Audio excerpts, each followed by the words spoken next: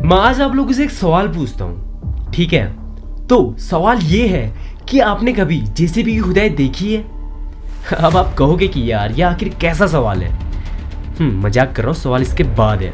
Of course यार, आप लोगों ने कभी ना कभी जेसीबी की खुदाई तो देखी ही होगी, लेकिन क्या आपको पता है जिस जेसीबी को आप खुदाई करते हुए देखते हो उसका आखिर फुल फॉर्म क्या है और उसका जो प्राइस है यानी कि जो उसकी कीमत है वो इंडिया में कितनी है? और क्या आपको पता है जो हमारे घरों पे बिजली आती है यानी कि जो लाइट होती है वो आखिर बनती कैसे है? तो आज की इस वीडियो में यार ऐसी अमेजिंग रैंडम फैक्ट्स के बारे में बात करेंगे जिन्हें जान के ना आपका फेस इस इमोजी की तरह हो जाएगा सच में।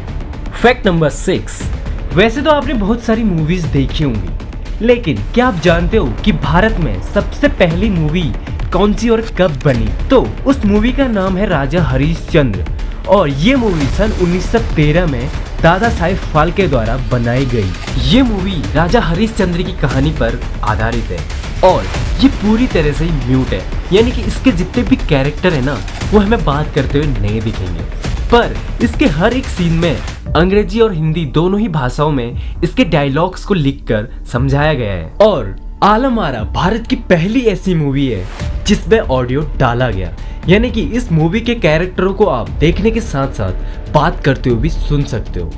ये मूवी सन 1931 में आर्देशीर ईरानी द्वारा बनाई गई।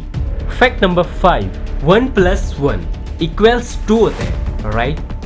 अब आप सोचोगे कि यार ये तो एक छोटे से बच्चे को भी पता होगा, लेकिन 1 + 1 = 2 होते हैं। इस मैथमेटिकली क्वेश्चन का प्रूफ एक्चुअली 162 पेजेस में दिया गया है, यानी कि एक पूरी की पूरी किताब बन गई सिर्फ ये प्रूफ करने में कि 1 + 1 = 2 होते हैं। और ये प्रूफ प्रिंसिपिया मैथमेटिका नामक किताब में दिया गया है। फैक्ट नंबर 4, अगर आपका वेट पृथ्वी पर 60 kg है तो जुपिटर यानी कि बृहस्पति ग्रह पर आपका वेट 145 kg हो जाएगा, क्योंकि जो जुपिटर की ग्रेविटी है ना वो पृथ्वी से ज्यादा है और किसी भी चीज का वेट ग्रेविटी पे डिपेंड करता है। और वहीं दूसरी ओर अगर आपका वेट पृथ्वी पर 60 kg है तो मार्स यानी कि मंगल ग्रह पर आपका वेट 22 kg हो जाएगा, क्योंकि जो मार्स की ग्रेविटी है वो पृथ्वी से कम है। यानी कि अगर आप पृथ्वी पर ओवरवेटेड हो तो मार्स पर आप ओवरवेटेड नहीं होंगे। अब ये सुनकर यार मार्स पे जाने की तैयारी मत कर लेना, क्योंकि बहुत से लोग तो मार्स पे जाने को भी तैयार हो जाएंगे पर अपना वेट कम नहीं करेंगे। तो यार अगर आप ओवरवेटेड हो ना तो वेट कम कर लो और हेल्दी रहो, वरना जाओ सीधा मार्स पर। फैक्ट नंबर 3, अगर कोई आपसे पूछ दे कि हमें जो प्रोडक्ट में गारंटी और वारंटी मिलती है इन दोनों में डिफरेंस क्या है, तो अगर आपको पता है तो यार बहुत बढ़िया, लेकिन अगर आपको पता नहीं है तो यार मैं आपको बता दूं, मान लो आपने कोई प्रोडक्ट खरीदा और वो वारंटी में है और आपसे वो बाई चांस खराब हो जाता है तो दुकानदार उस प्रोडक्ट को रिपेयर करके आपको वापस देगा। और अगर वही प्रोडक्ट गारंटी में है फिर वो खराब हो जाता है तो दुकानदार उस प्रोडक्ट को रिप्लेस करके आपको देगा, यानी कि आपको एक नया प्रोडक्ट मिलेगा। इसका मतलब वारंटी के केस में रिपेयर होता है और गारंटी के केस में रिप्लेसमेंट। फैक्ट नंबर 2, क्या आपने कभी सोचा है कि बिजली यानी कि लाइट अगर नहीं होती तो ये दुनिया टेक्नोलॉजी के मामले में इतनी तरक्की कर पाती? शायद कभी नहीं। आज जितनी भी तरक्की दुनिया ने टेक्नोलॉजी के मामले में की है उसमें सबसे बड़ा योगदान लाइट का ही है, क्योंकि हमारे जितने भी इलेक्ट्रॉनिक डिवाइसेस है ना वो लाइट की वजह से ही काम कर पाते हैं। तो यार मुझे तो नहीं लगता कि लाइट के बिना ये दुनिया इतनी एडवांस हो पाती। तो अब बात कर लेते हैं आखिर लाइट बनती कैसे है।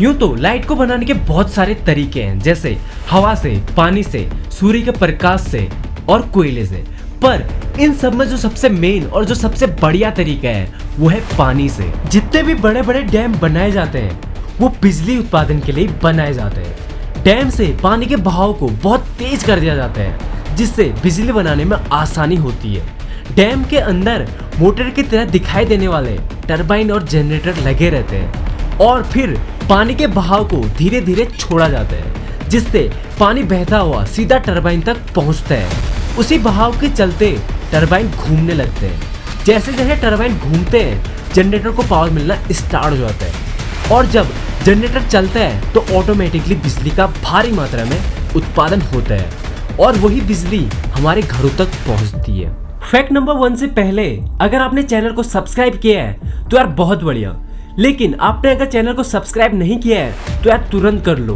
क्योंकि ऐसे अमेजिंग फैक्ट्स वीडियो मैं लाता रहूंगा। और बेल आइकन को भी ऑन कर लेना ताकि वीडियो अपलोड होते ही आपको नोटिफिकेशन आ जाए। फैक्ट नंबर 1, आप लोगों ने कभी ना कभी जेसीबी की खुदाई तो देखी ही होगी, लेकिन क्या आप जानते हो कि आखिर इसका फुल फॉर्म क्या है? तो यार इसका फुल फॉर्म है जोसेफ सिरिल बैम्फर्ड। अब सवाल ये आता है कि आखिर यही नाम इस मशीन को क्यों दिया गया? तो 1945 में जब जोसेफ सिरिल बैम्फर्ड, जो कि एक ब्रिटिश बिजनेसमैन थे, उन्होंने अपने ही नाम से एक कंपनी बनाई। और जब उस कंपनी में ये मशीन बनी तो उन्होंने इस मशीन को भी अपना ही नाम दिया। पर ये पूरा नाम अच्छा नहीं लग रहा था, इसलिए उन्होंने इस मशीन का नाम शॉर्ट करके जेसीबी रख दिया। अब बात करते हैं कि आखिर इसकी प्राइस इंडिया में कितनी है। तो जो इसकी प्राइस होती है ना, वो इसके मॉडल पे डिपेंड होती है, क्योंकि इसके काफी सारे मॉडल होते हैं। कोई छोटे जेसीबी होते हैं तो कोई बड़े। तो ये रही इसकी रेट लिस्ट।